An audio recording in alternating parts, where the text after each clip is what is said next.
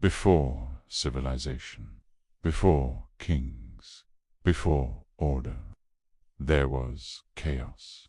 And in ancient Egypt, chaos had a name, Set, the god of storms, the lord of the desert, the breaker of kings, the murderer of Osiris. To some, he was evil, to others, he was necessary, because Set was not just the destroyer of worlds. He was the destroyer inside us, the rage you hide, the ambition you deny, the jealousy you refuse to admit, the storm you pretend does not exist. And yet, without chaos, nothing changes. Without destruction, nothing evolves. Without Set, there is no becoming. This is the story of the most misunderstood god in Egyptian mythology, and the shadow he reveals within all of us. In the beginning, Egypt was ruled by Osiris. He was a gentle king, wise, just, beloved. Under Osiris, the land flourished. The Nile flooded predictably. Crops grew. Civilization blossomed. Order had taken root. But order always creates its opposite. In the deserts beyond the fertile Nile, Set watched. Set was Osiris's brother, but he was everything Osiris was not. Where Osiris brought life, Set brought storms. Where Osiris built, Set destroyed. Where Osiris ruled the fertile land, Set ruled the barren desert. He was the outsider, the exile, the god of foreign lands, of violence, of unpredictability. And slowly, Set grew jealous, not just of Osiris's throne, but of his love. Osiris was adored, worshipped, celebrated. Set was feared, and fear breeds resentment. So Set devised a plan. He crafted a beautiful chest, made perfectly to Osiris's measurements. Then he held a feast. Laughter filled the room. Wine flowed. Music echoed through the halls. Set stood and made an offer. Whoever fits perfectly inside this chest may keep it as a gift. One by one, the guests tried. Too tall, too short, too wide. Then Osiris stepped forward. He lay inside, perfect fit, and in an instant, Set slammed the lid shut. He sealed it, and threw the chest into the Nile. The king was gone. Chaos had struck, but Set was not finished. The chest drifted downriver until it lodged within a tree. Osiris's wife, Isis, searched the world. She wandered across deserts, through cities, across foreign lands. Finally, she found him. But Set found him too, and this time Set tore Osiris apart, piece by piece, scattering his body across Egypt. It was brutal, final, unforgivable, and yet Isis gathered the pieces. She rebuilt Osiris. She breathed life back into him, just long enough to conceive a son, Horus, the child of order, born from chaos. Horus grew in secret, and when he came of age, he challenged Set. Their battle lasted years. Storms raged across Egypt. Deserts swallowed land. The sky seemed to tremble. Horus lost an eye. Set was wounded.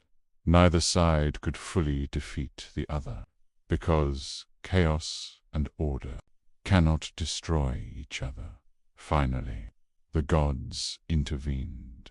The throne went to Horus, order restored, but Set was not destroyed. Instead, Set was given a new role.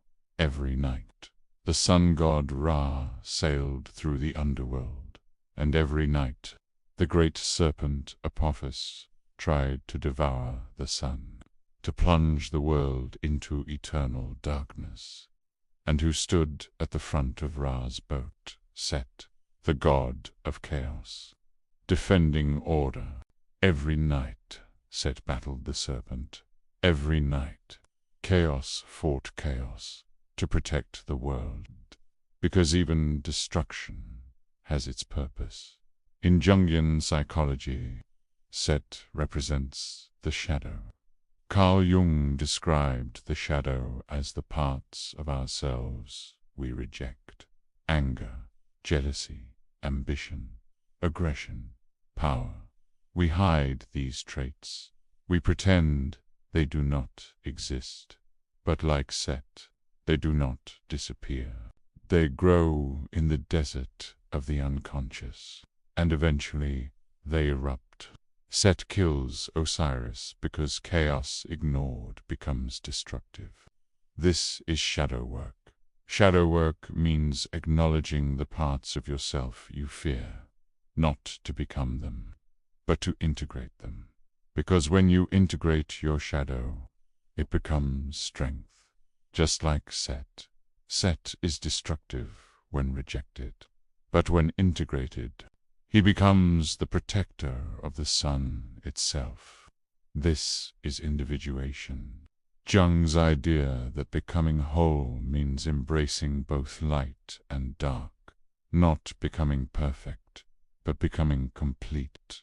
The Egyptians understood this. They did not destroy Set. They gave him purpose, because they knew something profound. Chaos is not evil. Uncontrolled chaos is. Set also represented the desert, the unknown, foreign lands. The Egyptians feared the desert, but they also respected it, because beyond the desert lay discovery, exploration, transformation. Set was also associated with storms, violence, sudden change. These are uncomfortable forces, but they are also the forces that shape history. Empires rise in chaos. Individuals grow through struggle. Set represents the uncomfortable truth. Growth is violent. Transformation is disruptive. Becoming yourself requires destroying who you used to be. And that is terrifying, because inside you there is a Set, the voice that wants more, the voice that feels jealousy, the voice that wants power, the voice that breaks comfort. You can ignore him, or you can understand him, because when you reject Set, he becomes the murderer of Osiris. But when you integrate Set, he becomes the defender of Ra, the protector of light, the guardian of transformation. You have felt Set before. In anger you try to hide. In ambition you were afraid to admit. In jealousy you refused to acknowledge. But those feelings are not your enemy. They are signals. They are energy. They are power. And when you learn to face them, you stop fearing yourself. Because the truth is, you are not just Osiris. You are not just order. You are also storm. You are desert. You are chaos. And when you accept that, you become whole, like Set standing at the front of the sunboat. You learn to fight the darkness, not by destroying your chaos, but by wielding it. Because the most dangerous chaos is the chaos you refuse to see, and the strongest light is protected by shadow. If this story resonated with you, if you have ever felt the storm within, then you are already beginning the journey. Because mythology is not just stories, it is a mirror. And there are many more myths waiting in the shadows. Subscribe to the Arcane Myth where we explore ancient stories and uncover the psychology hidden inside them. Because the oldest myths still live inside you, and the deeper you go, the more you discover who you really are.